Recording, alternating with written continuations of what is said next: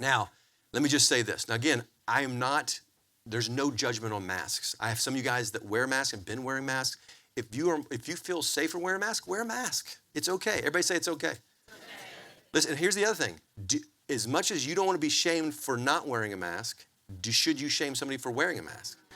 Here's the thing. We just have to love each other and meet each other where we're at. But I want to educate you on a little bit, just like I did a little bit on vaccines. Can I do that? So masks. First of all, the NIH and the CDC says that fear, psychological conditions such as stress, depression are known to compromise immune systems. And what we're seeing is the masks, which have huge holes in the side, when you take a breath, the breath's not coming through the mask, it's coming around the mask. And when you blow out, it's having a hard time getting away from you. So you're actually causing toxicity. But here's what I want you to really get. The masks weren't used in Sweden, were they? This is what Sweden looked like the entire pandemic.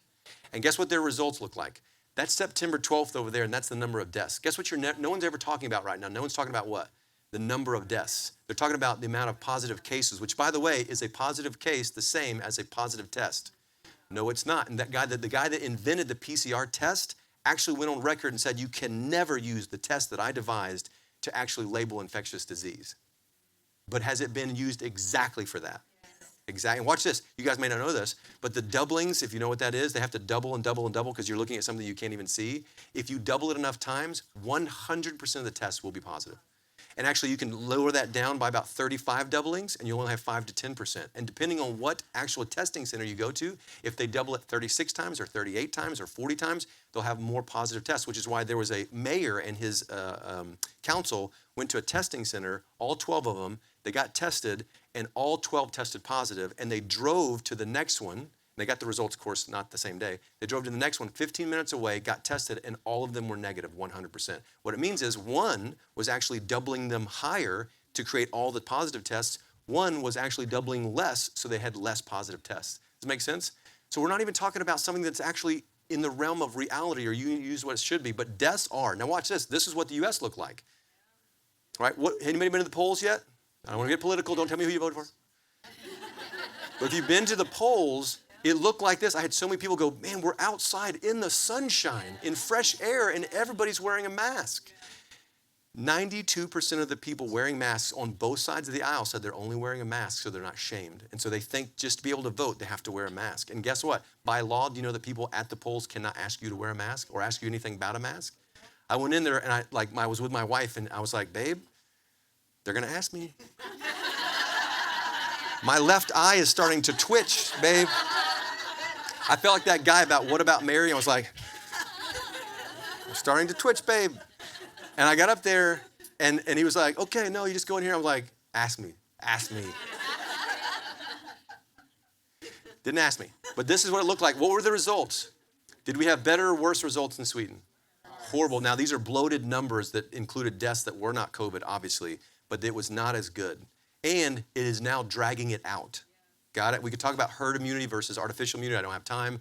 But I do want to ask you about this. Or I do want to educate you on this. This is not about a paper mask.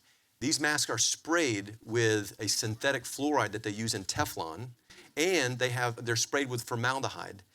Those chemicals that you put against your body heat, as your body heat warms them up, you actually breathe them in, and they're linked to cancer, depression, anxiety, decreased immunity.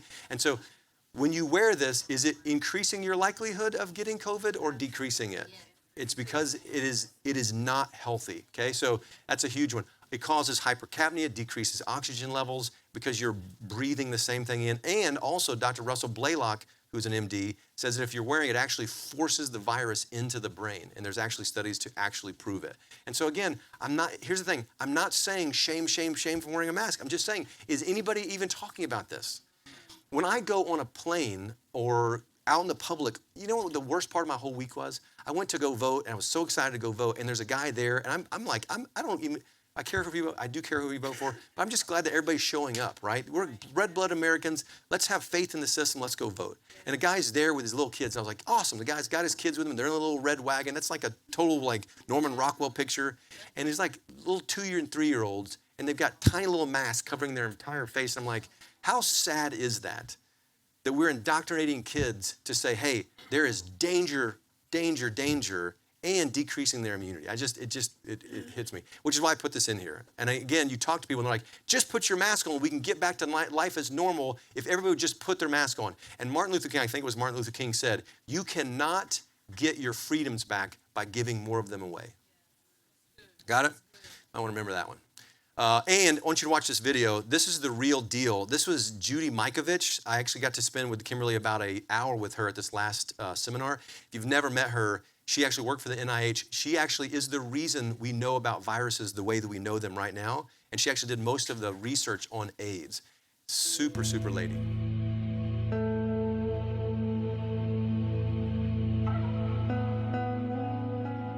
Dr. Judy Mikovits has been called one of the most accomplished scientists of her generation. Her 1991 doctoral thesis revolutionized the treatment of HIV/AIDS. At the height of her career, Dr. Mikovits published a blockbuster article in the journal Science. The controversial article sent shockwaves through the scientific community as it revealed that the common use of animal and human fetal tissues were unleashing devastating plagues of chronic diseases. For exposing their deadly secrets, the minions of Big Pharma waged war on Dr. Mikovits, destroying her good name, career, and personal life. Now, as the fate of nations hang in the balance, Dr. Mikovits is naming names of those behind the plague of corruption that places all human life in danger. So you made a discovery that conflicted with the agreed-upon narrative. Correct. And for that, they did everything in their powers to destroy your life. Correct. You were arrested. Correct. And then you were put under a gag order.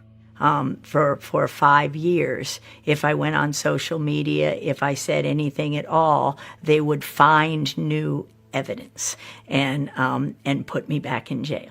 And it was one of the few times I cried, and it was because I knew there was no evidence the first time. And when you can unleash that kind of force to force someone into bankruptcy with a perfect credit score, and so that I couldn't bring my 97 witnesses, which included the heads, Tony Fauci, Ian Lipkin, the heads of the public health in HHS, who would have had to testify that we did absolutely nothing wrong. That is who I sat down with. And as I started to talk about it, she's the one that told me that the masks are laced with formaldehyde and synthetic fluoride that's in Teflon. And I started to say, so tell me something more, tell me something more. And she goes, oh no, I just wrote a book about it. And so this says the case against masks, 10 reasons why masks should be limited. And I thought, man, I need every single person to read that. You know why? Because when you guys start talking to people about masks, just to help them, just to give them freedom, as soon as you say that, you don't have anything to back it up and you go, well, you should talk to my chiropractor, he said, right? So guess what? I actually went to her. We bought one of these for every single one of you guys, and we had her sign it. And they're signed.